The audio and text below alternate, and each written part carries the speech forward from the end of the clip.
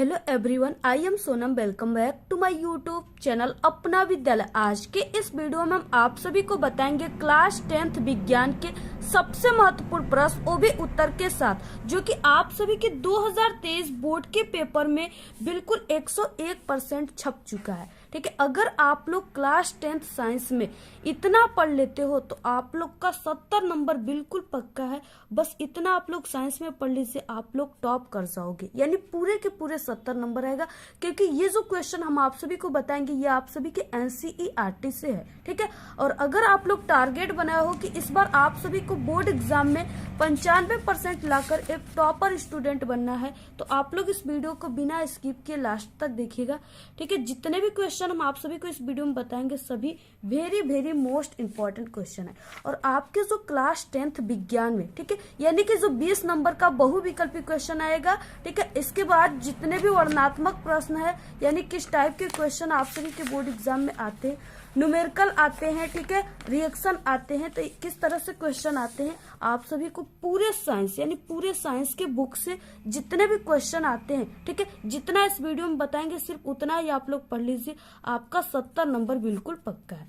तो यहाँ पे हम आपको साइंस के फिजिक्स, केमिस्ट्री, बायोलॉजी, ठीक है, बहुविकल्पी प्रश्न, लघु उत्तरी, दीर्घ उत्तरी और इसके साथ साथ आंकिक प्रश्न और यहाँ पे आप सभी को अभिक्रिया, ठीक है, सभी प्रकार के क्वेश्चन इस वीडियो में बताएंगे। तो आप लोग इससे बाहर आपके एग्जाम में कुछ भी नहीं आएगा। तो यहाँ पे देखिए सबसे फर्स्ट यानी कि इस पेपर के ही क्वेश्चन यहाँ पे है। ठीक है, सबसे फर्स्ट जो कि बहुविकल्पी क्वेश्चन 20 नंबर का आएगा।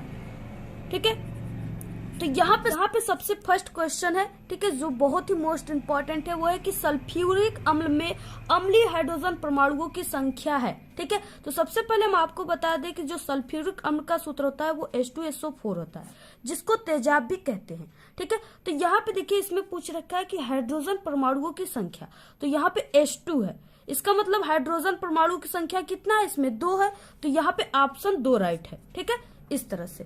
इसके बाद देखिए नेक्स्ट क्वेश्चन है, निम्नलिखित में से अम्लीय लवण है, तो यहाँ पे पूछ रखा है अम्लीय लवण। ठीक है, तो यहाँ पे देखिए NaHSO4 जो है ये एक अम्लीय लवण है। ठीक है, इसका नाम बेकिंग सोडा है। तो आप लोग इस क्वेश्चन को भी तैयार कर लीजिए, बहुत ही मोस्ट इंपॉर्टेंट। इसके बाद नेक्स्ट है प्रोपेन का रासायनिक सूत्र है। ठीक है, ये भी बहुत ही मोस्ट इंपॉर्टेंट क्वेश्चन है। तो यहाँ पे देखिए प्रोपेन का यानी कि इसमें 3 कार्बन को प्रोपेन कहते हैं। ठीक है, तो इसका सूत्र हो जाएगा CH3, ठीक है, एकल बंध, CH2 एकल बंध, फिर CH3। इस तरह से यहाँ पे एक कार्बन, 2 और 3। ठीक है, तो पहले को कहते हैं एथ, दूसरे को मेथ और तीसरे को प्रो। तो यहाँ पे 3 कार्बन है, तो यहाँ पे प्रोपेन का सूत्र क्या हो जाएगा, यहाँ पे 3 कार्बन है तो C3। ठीक है, इसके बाद यहाँ पे जोड़ लीजिए 3 यहाँ पे हाइड्रोजन, 3 यहाँ पे 6 और 2 यहाँ पे 8। ठीक है, तो यानी C3H8 जो है वो क्या है, प्रोपेन का सूत्र है। तो C3H8 क्या है, ये है, तो यहाँ पे ऑप्शन C राइट है। इसके बाद देखिए नेक्स्ट क्वेश्चन है, आप लोग वीडियो को बिल्कुल भी मत स्किप कीजिएगा, हम आपको बहुत ही अच्छे तरीके से समझाएंगे। ठीक है, और जितने भी क्वेश्चन बता रहे हैं सब आपके 101% गारंटी है कि विज्ञान के पेपर में बिल्कुल छप चुका है।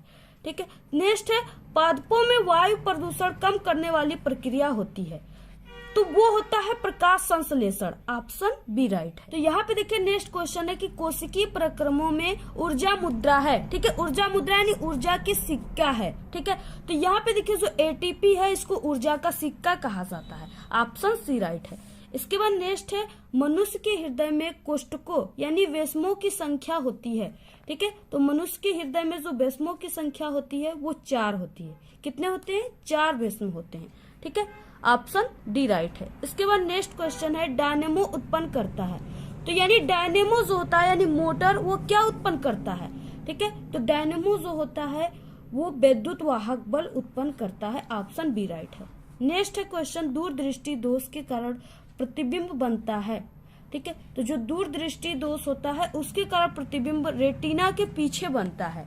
किसके कारण, दूरदृष्टि के कारण रेटिना के पीछे प्रतिबिंब बनता है, ऑप्शन सी राइट है। नेक्स्ट है प्रतिरोध का मात्रक है, तो देखिए प्रतिरोध का मात्रक यानी कि होता है R बराबर, ठीक है, V/I। अब V यानी क्या है, विभव है, इसको वोल्ट कहते हैं, और इसके बाद नीचे है एम्पियर। ठीक है, तो यहाँ पे यानी कि प्रतिरोध का एक मात्रक वोल्ट बटे एम्पियर होता है, या आप लोग इसको ओम भी कहते हो, ओम का प्रतीक ये है, ठीक है। यानी ऑप्शन क्या है, ए राइट है। अगर ये वाला ऑप्शन रहता वोल्ट बटे एम्पियर तो ये वाला भी राइट होता, तो यहाँ पे ओम ही दिया है ऑप्शन, ठीक है, ए राइट है। नेक्स्ट क्वेश्चन 10वां है, विद्युत धारा को किससे मापते हैं, ठीक है। तो यहाँ पे 4 ऑप्शन है, ठीक है। पहला ऑप्शन दिया हुआ है वोल्ट मीटर, दूसरा दिया हुआ है वाट, तीसरा है गैल्वेनोमीटर और चौथा जो ऑप्शन डी है वो अमीटर है। तो इसमें से कौन सा ऑप्शन राइट है, आप लोगों को इसका आंसर हमारे कमेंट बॉक्स में जरूर देना है। इसके बाद नेक्स्ट जो क्वेश्चन है बहुत ही मोस्ट इम्पोर्टेंट क्वेश्चन है, ठीक है। आप सभी के बोर्ड एग्जाम में हर साल आता है और इस बार भी पेपर में बिल्कुल छपा हुआ एक क्वेश्चन है। यहाँ पे क्या विस्थापन एवं द्विविस्थापन अभिक्रियाओं में क्या अंतर है, ठीक है। इन अभिक्रियाओं के समीकरण भी लिखिए। यानी ये क्वेश्चन आप सभी के बोर्ड एग्जाम में, ठीक है, 6 नंबर का क्वेश्चन आएगा। यानी आप सभी को इसका समीकरण भी लिखना है और विस्थापन और द्विविस्थापन में अंतर भी लिखना है। तो सबसे पहले हम आपको विस्थापन अभिक्रिया किसे कहते हैं, इसके बाद हम आपको इसका रिएक्शन समीकरण भी बताएंगे। तो यहाँ पे देखिए, इस अभिक्रिया में यानी विस्थापन अभिक्रिया में एक तत्व दूसरे तत्व को उसके लवण के विलयन से विस्थापित कर देता है। विस्थापित करने का मतलब कि अलग कर देता है, ठीक है, उसी को विस्थापन अभिक्रिया कहते हैं। यानी जो विस्थापन अभिक्रिया है इसमें सिर्फ एक तत्व के ही आदान प्रदान हो रहे हैं, यानी एक तत्व ही एक तत्व को उसके स्थान से हटा रहा है, विस्थापित कर रहा है, तो उसी को विस्थापन अभिक्रिया कहते हैं। इसके बाद देखिए, अब आपको रिएक्शन के माध्यम से बहुत ही अच्छे तरीके से समझ में आएगा। तो यहाँ पे जैसे हमने जिंक ले लिया Zn, ठीक है, प्लस इसको CuSO4 कॉपर सल्फेट, और इसका हम विस्थापन करा रहे हैं, तो यहाँ पे आपको लिख देना है विस्थापन। यहाँ पे देखिए जो जिंक है, ठीक है, Zn है, ये क्या है कि कॉपर से काफी ज्यादा प्रबल है। तो यहाँ पे जो जिंक है ये क्या करेगा कि जो कॉपर में CuSO4 है यानी जो SO4 सल्फेट है इसको क्या कर देगा, विस्थापित कर देगा। तो यहाँ पे क्या हो जाएगा, ZnSO4, ठीक है। यानी इस तरह से समझिए कि जो SO4 है सल्फेट है, इसको जिंक अपने साथ ले लिया, इसको कॉपर से क्या कर दिया, विस्थापित कर दिया। तो यहाँ पे हो गया ZnSO4। इसके बाद यहाँ पे सिर्फ बचा कॉपर, तो प्लस Cu। तो यहाँ पे ये जो रिएक्शन हो रहा है ये विस्थापन अभिक्रिया हो रहा है, ठीक है। इसमें क्या है कि एक तत्व दूसरे तत्व को उसके लवण के विलयन से विस्थापित कर देता है। तो यहाँ पे कॉपर सल्फेट का यह विलयन है, इसमें से जो जिंक है, ठीक है, इससे ये सल्फेट जो है इसको विस्थापित कर दिया, तो यहाँ पे अपने साथ लेकर जिंक सल्फेट बना दिया। तो ये तो विस्थापन अभिक्रिया है, और इससे थोड़ा सा अंतर आपको द्विविस्थापन अभिक्रिया में मिलेगा, ठीक है। यहाँ पे देखिए द्विविस्थापन अभिक्रिया क्या है, इस अभिक्रिया में दो यौगिक के मध्य आयनों का आदान प्रदान होता है। यानी कि जो विस्थापन अभिक्रिया था उसमें एक तत्वों के, ठीक है, हो रहा था आदान प्रदान, और इसमें दो यौगिकों के, यानी कि इसमें कई तत्व सम्मिलित रहेंगे, ठीक है। तो यहाँ पे देखिए दो यौगिकों के मध्य आयनों का आदान प्रदान होता है, उसी को द्विविस्थापन अभिक्रिया कहते हैं। इसके बाद इसका रिएक्शन क्या हो जाएगा, तो इसमें आपको दो यौगिक लेना है, ठीक है। तो यहाँ पे पहला हम ले लेते हैं BaCl2 यानी कि बेरियम क्लोराइड, ठीक है, बेरियम क्लोराइड, ठीक है, क्लोराइड हो गया। तो यहाँ पे बेरियम क्लोराइड का सूत्र जो है वो BaCl2 है, और प्लस हमको यहाँ पे एक और यौगिक लेना है, तो यहाँ पे हम Na2SO4 सोडियम सल्फेट को ले लेते हैं। और ये जो रिएक्शन हो रहा है ये द्विविस्थापन हो रहा है, तो यहाँ पे आपको लिख देना है द्विविस्थापन,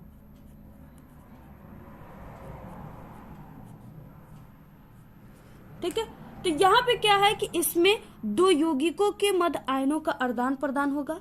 तो यहाँ पे क्या हो जाएगा, यहाँ से देखिए यहाँ पे जो दिया हुआ इस तरह से Cl2 और यहाँ पे Na2, ठीक है। तो ये क्या मिलकर बना देंगे, NaCl बना देंगे। क्या बना देंगे, NaCl, क्योंकि यहाँ पे इस पे प्लस है और इस पे माइनस है, ये दोनों क्या बना देंगे, NaCl बना देंगे, सोडियम क्लोराइड। और यहाँ पे 2 क्लोरीन था, 2 हाइड्रोजन था, तो यहाँ पे अगर हम 2 लिख देते हैं तो 2 हो गया सोडियम और 2 हो गया क्लोरीन, ठीक है। तो इस तरह से प्लस, अब जो चीजें यहाँ पे बचा है उसको आपको लिख देना है। तो यहाँ पे BaSO4, तो यहाँ पे प्लस BaSO4, ठीक है, यानी बेरियम सल्फेट।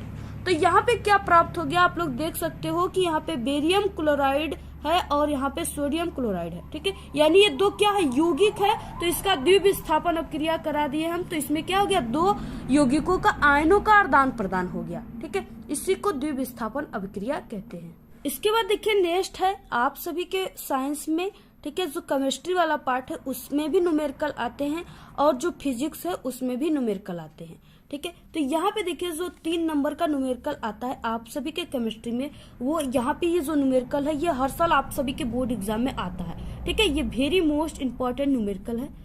तो यहाँ पे देखिए दिया हुआ है जैसे 1 बिलियन में हाइड्रोजन आयनों की सांद्रता, ठीक है, 10⁻⁹ m है।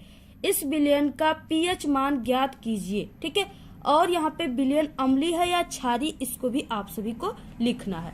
तो यहाँ पे देखिए सबसे पहले कि इसमें क्या दिया हुआ है, ये जो है ये हाइड्रोजन आयन की सांद्रता है बिलियन में, तो यहाँ पे आपको लिख देना है बिलियन में हाइड्रोजन आयन की सांद्रता।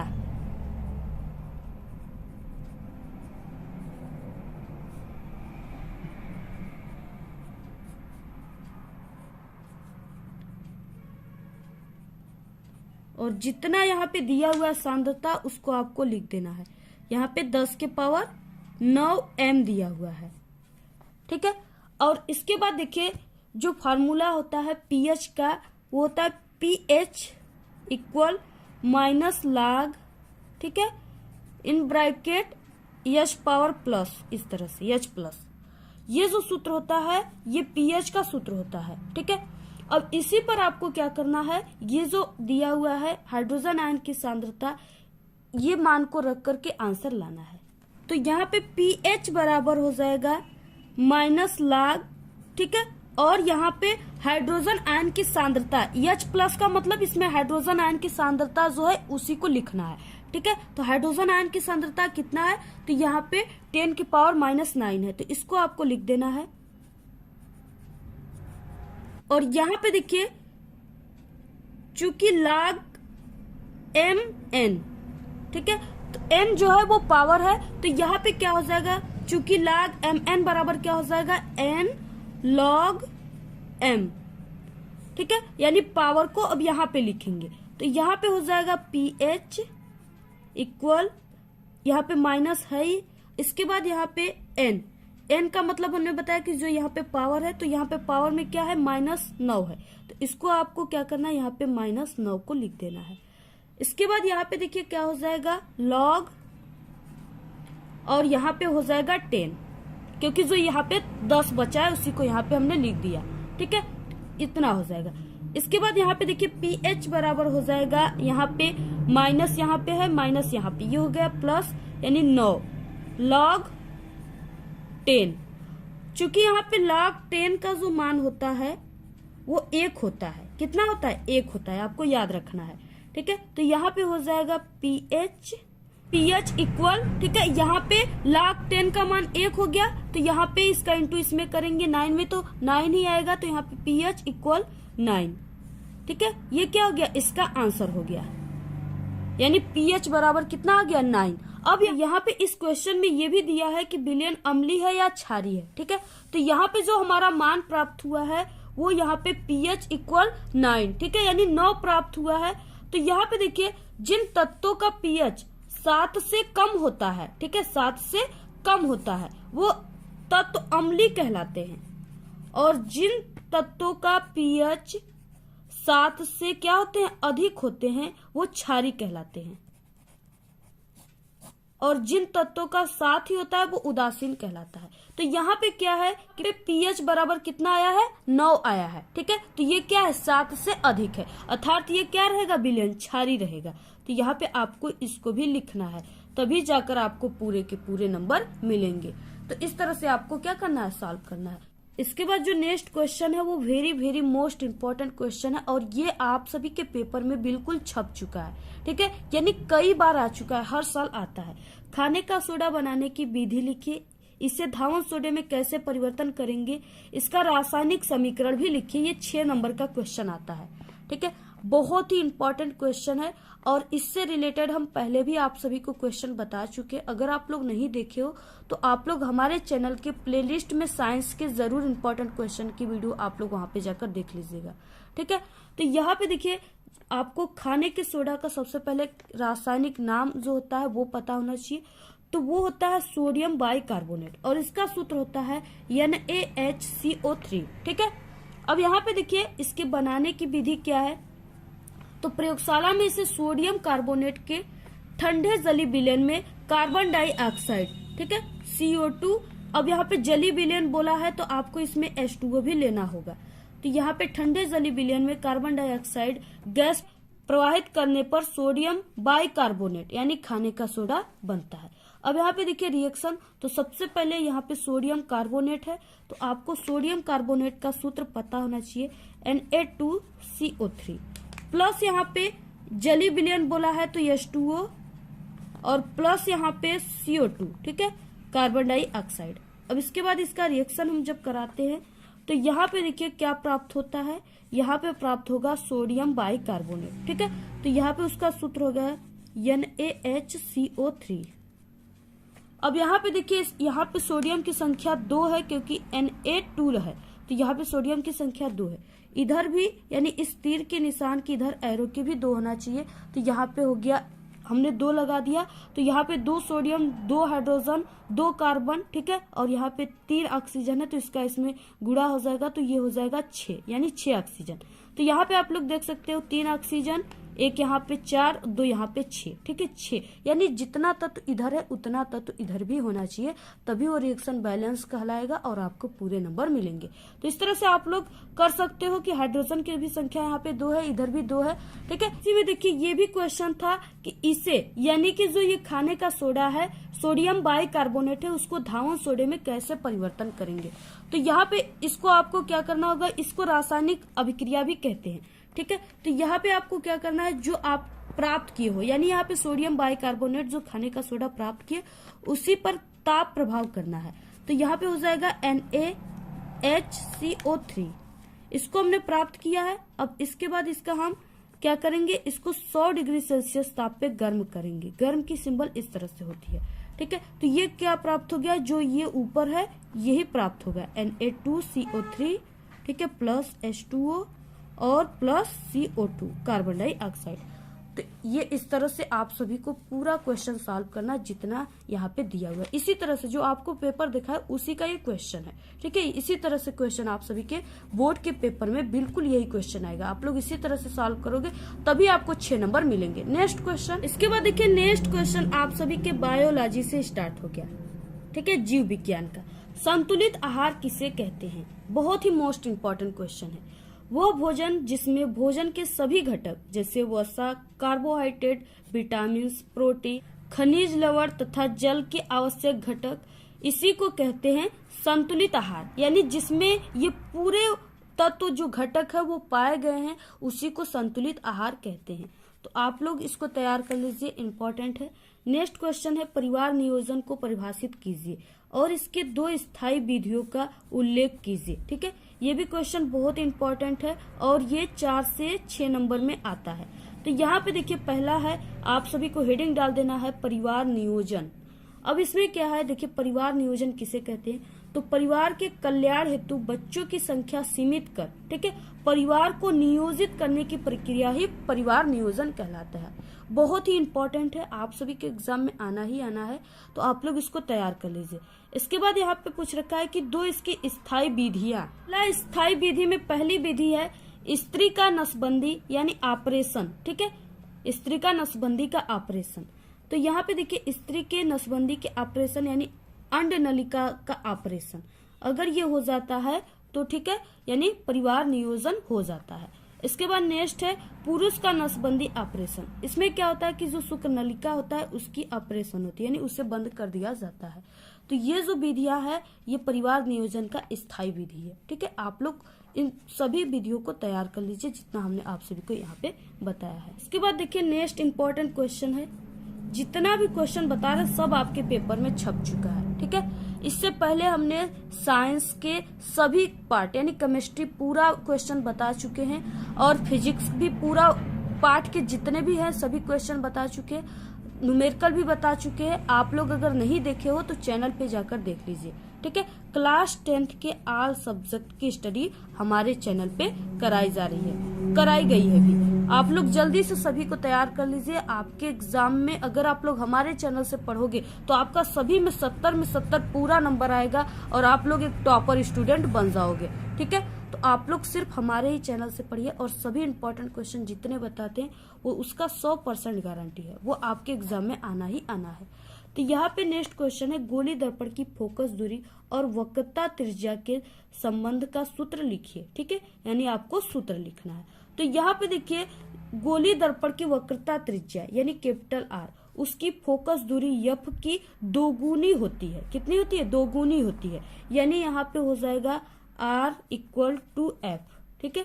क्या है? दोगुनी होती है। और यहाँ पे हो जाएगा F इक्वल R डिवाइड 2, ठीक है।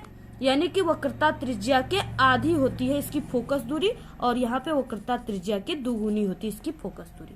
इस पे आपके एग्जाम में न्यूमेरिकल भी आते हैं, आप लोग इसको तैयार कर लीजिए सूत्र को। नेक्स्ट है इंपॉर्टेंट न्यूमेरिकल, दिया है 15 सेमी फोकस दूरी के किसी उत्तल दर्पण से कोई बिंब, ठीक है, 10 सेमी दूरी पर रखा है। प्रतिबिंब की स्थिति तथा प्रकृति ज्ञात कीजिए। ये क्वेश्चन बहुत मोस्ट इंपॉर्टेंट है।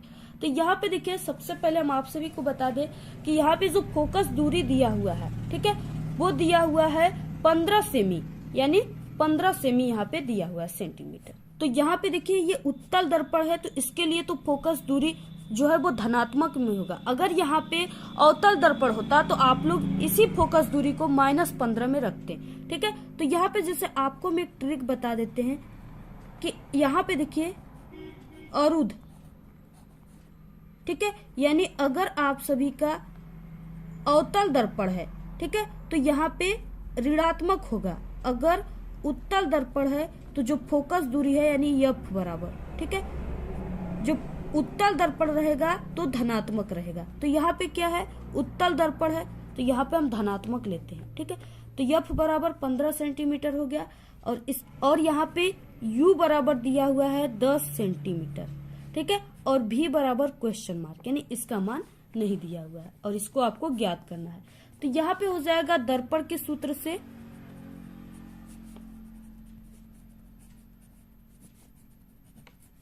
तो दर्पण का सूत्र क्या होता है? 1/f बराबर 1/v प्लस 1/u।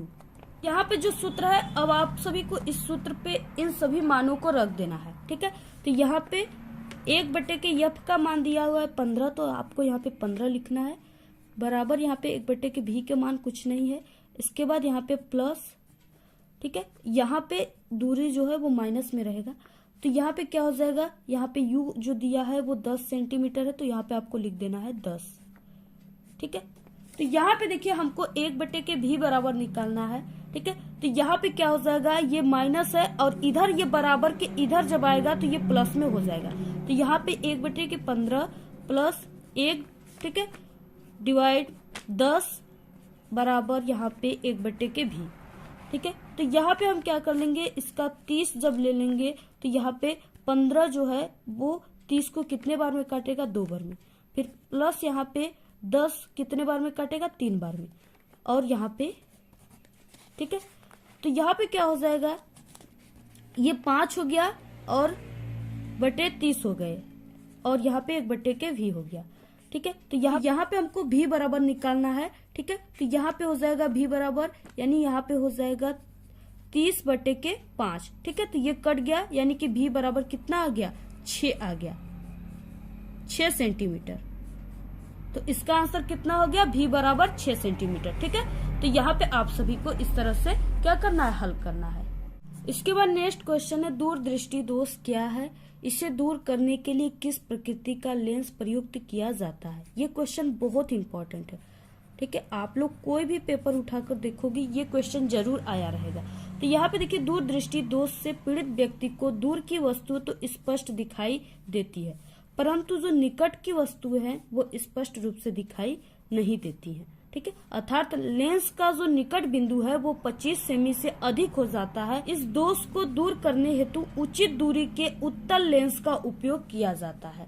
ठीक है, इसमें क्या है, अगर दूर दृष्टि रहेगा तो उसमें उत्तल लेंस का उपयोग किया जाता है। ठीक है, अगर निकट दृष्टि दोष पूछ रखा है तो उसमें अगर लेंस पूछेगा तो उसमें अवतल लेंस का उपयोग किया जाता है। जैसे यहाँ पे हम आप सभी को ट्रिक बता दें लेंस की। ठीक है, तो यहाँ पे आप लोग इस तरह से नादू तैयार रखिए। ठीक है, तो यहाँ पे देखिए अगर निकट दृष्टि दोष है, ठीक है, तो उसमें अवतल लेंस का यूज होगा। अगर दूर दृष्टि दोष है तो उसमें उत्तल लेंस का यूज होगा। ठीक है, ये बहुत ही अच्छी ट्रिक है, आप लोग इसको तैयार कर लीजिए।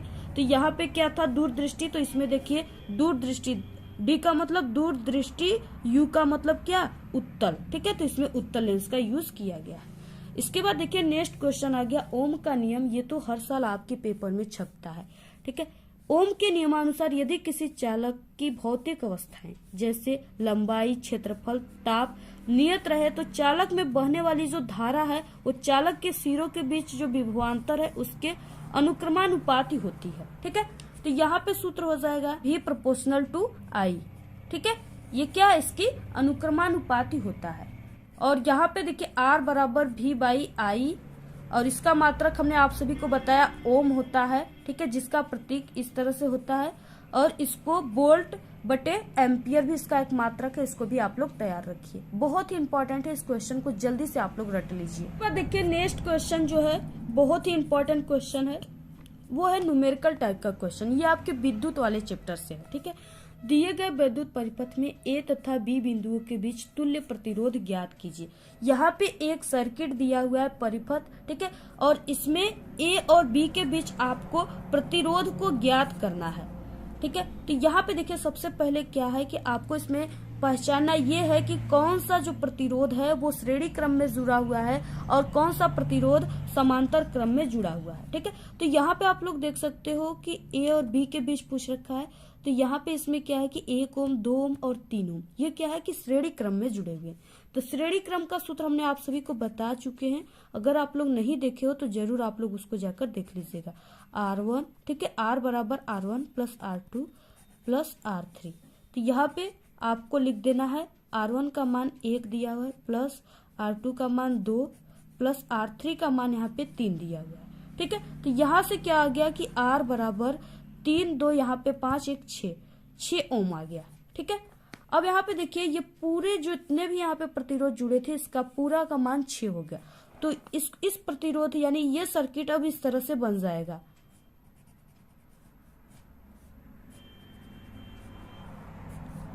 तो यहाँ पे ऊपर 3 ओम इसमें दिया है, तो आपको यहाँ पे 3 ओम होना ही चाहिए। और ये जो हमने तीनों का, ठीक है, यहाँ पे श्रेणी क्रम में जुड़ा था, तो पूरा हमने जो ये R का मान निकाला है वो यहाँ पे, ठीक है, 6 ओम निकाला है। तो यहाँ पे आपको 6 ओम लिख देना है और A और B के बीच निकालना है।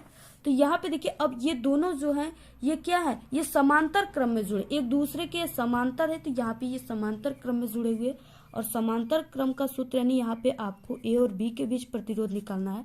तो यहाँ पे R, A और B हो जाएगा। ठीक है, 1 के R1 प्लस 1 के R2, ये सूत्र जो है ये समांतर क्रम का सूत्र है। तो यहाँ पे क्या हो जाएगा, R A B बराबर जो भी मान दिया है यहाँ पे, उनका मान यहाँ पे दिया हुआ है 3 ओम। ठीक है, तो आपको यहाँ पे 1 के 3 प्लस यहाँ पे ये जो हमने मान निकाला है यहाँ पे R का मान यानी ये प्रतिरोध 6 है। तो यहाँ पे आपको इस तरह से 6 लिख देना है। तो यहाँ पे हम इसका 6 एलसीएम ले लेते हैं, और यहाँ पे 3 दूना के 6, ठीक है, और यहाँ पे 6 एकम 6। तो यहाँ से क्या हो जाएगा, R A B बराबर, ठीक है, ये जुड़ जाएंगे। तो यहाँ पे हो जाएगा 3/6। ठीक है, तो यहाँ पे R A B बराबर हो जाएगा 6/3। तो यहाँ पे क्या हो जाएगा, R A B का मान यानी A और B के बीच का जो प्रतिरोध है वो कितना आएगा, यहाँ पे 2 ओम आएगा। तो इसका आंसर हो जाएगा 2 ओम। ठीक है, ये बिल्कुल इसी तरह से आपको न्यूमेरिकल लगाना है बोर्ड एग्जाम में, तभी आपको पूरे के पूरे 6 नंबर मिलेंगे। ये 6 नंबर में आएगा क्वेश्चन। ये जितने भी इस वीडियो में हम आपको क्वेश्चन बताएं सभी को आप लोग तैयार कर लीजिए, इससे बाहर कोई भी क्वेश्चन आपके बोर्ड एग्जाम में नहीं आएगा। ठीक है, ये पूरे पेपर जो है इसके पूरे क्वेश्चन को हम आप सभी को सॉल्व करके बताएं। ठीक है, यही पेपर का क्वेश्चन। तो आप लोग जल्दी से इसको तैयार कर लीजिए, बिल्कुल यही पेपर और यही क्वेश्चन आएंगे आप सभी के बोर्ड एग्जाम में। तो आप लोग इस वीडियो को ज्यादा से ज्यादा अपने सभी दोस्तों में शेयर कीजिएगा। हम आप सभी लोगों के लिए इतना मेहनत करते हैं, तो आप लोग भी इतना कर सकते हो, ठीक है। और आप लोग हमारे टेलीग्राम चैनल को जरूर ज्वाइन कीजिए, उसका लिंक आपको इस वीडियो के डिस्क्रिप्शन में मिल जाएगा। और आप सभी को जिस टॉपिक पे वीडियो चाहिए आप लोग एक बार जरूर कमेंट कीजिए। और अगर आप सभी लोग किसी भी सब्जेक्ट में क्लास 10th में कमजोर हो और बोर्ड एग्जाम में पास होना चाहते हो, तो आपको इसी वीडियो के लास्ट में 4 वीडियो मिलेंगे, ठीक है। आप लोग उसी वीडियो पे क्लिक करके क्लास 10th के सभी सब्जेक्ट में पास होने की ट्रिक हमने बताया है, साइंस में भी, ठीक है, हिंदी में भी बिना पढ़े, इंग्लिश में, मैथ में। तो आप लोग उस वीडियो पे क्लिक करके आप लोग जरूर उस वीडियो को देख लीजिएगा। आप लोग पास ही नहीं बल्कि एक अच्छे नंबर लाएंगे। तो अगर आप लोग कमजोर हो तो उस ट्रिक का यूज कर सकते हो। तो आपको ये वीडियो कैसा लगा? अगर वीडियो पसंद आए तो एक बड़ा सा लाइक कर दे, चैनल पे नए तो सब्सक्राइब जरूर करें। आप लोग इस वीडियो को ज्यादा से ज्यादा अपने सभी दोस्तों में शेयर कीजिए। हमारे चैनल पे बोर्ड एग्जाम से रिलेटेड कई इंपॉर्टेंट ट्रिक और टिप्स की वीडियो अपलोड है। आप लोग अगर विजिट नहीं किए तो एक बार आप लोग हमारे चैनल पे विजिट जरूर करें। तो आज के इस वीडियो में सिर्फ इतना ही। आप लोग कमेंट करना बिल्कुल ना भूले। Thanks, all the very best, bye bye.